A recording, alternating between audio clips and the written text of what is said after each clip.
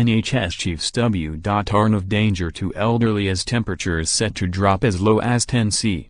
Temperatures as low as 10 C, 14 F, will increase the risk of breathing problems, heart attacks and stroke.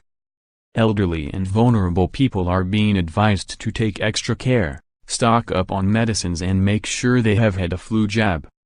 Sandy Brown, Deputy Chief Executive of East of England Ambulance Service, said, "We expect to see an increase in calls and we have additional resources prepared.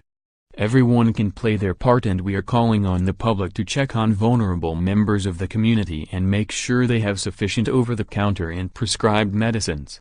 An NHS spokesman said, "Evidence shows that the risk of heart attacks, strokes and serious breathing problems increases as temperatures plummet.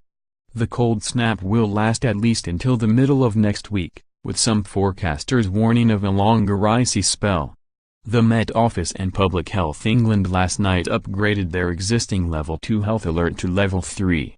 This is just one step below a national emergency and warns of a 90% chance of severe cold weather across northern England until Tuesday.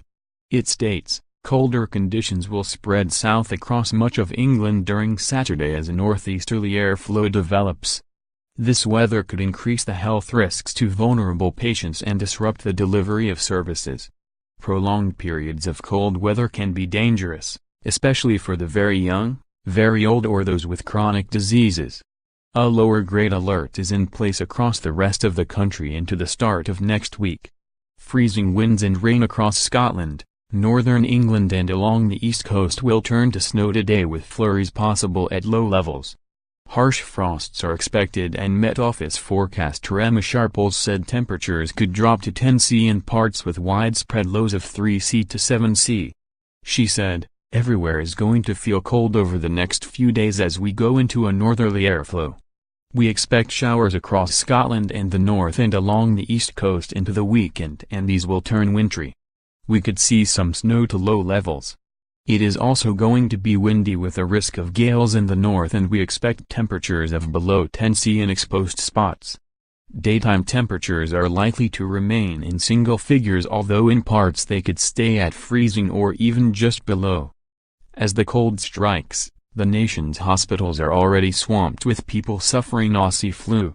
Official figures reveal 1 in 4 admissions are now due to the lethal H3N2 bug, with patient numbers soaring from 1,281 to 3,751 in a week. An 81-year-old woman died on Tuesday after waiting almost 4 hours for an ambulance, the GMB union said yesterday.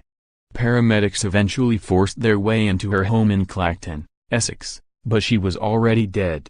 The union's regional officer Dave Powell said, "My concern is that we are suffering deaths while people wait for ambulances. It is another example of how we are not coping. I'm sure these cases are much more widespread than the public is aware of." Britain should enjoy a brief respite from the cold midweek with signs of a brief return to milder, unsettled conditions.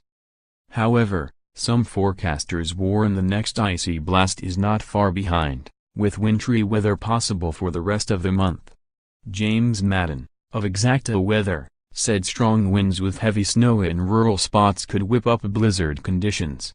This weekend will see a significant switch back to much colder temperatures and this will be accompanied by widespread wintry weather and snow showers, he said. Northern regions can expect some heavy and settling snow across higher ground and lower levels. There is also the potential for some blizzard conditions and drifting snow in places.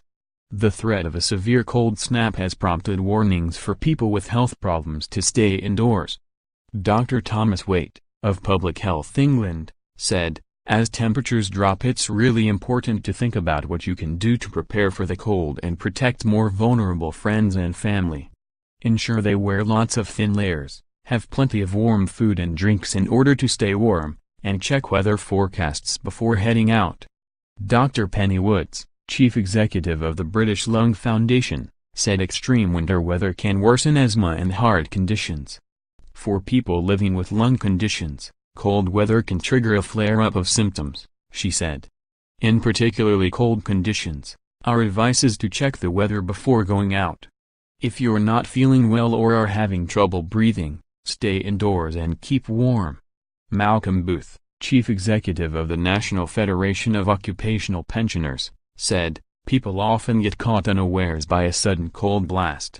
It might be wise to stock up on basics so there is something warm to eat and will save you having to venture out if it turns very cold and snowy."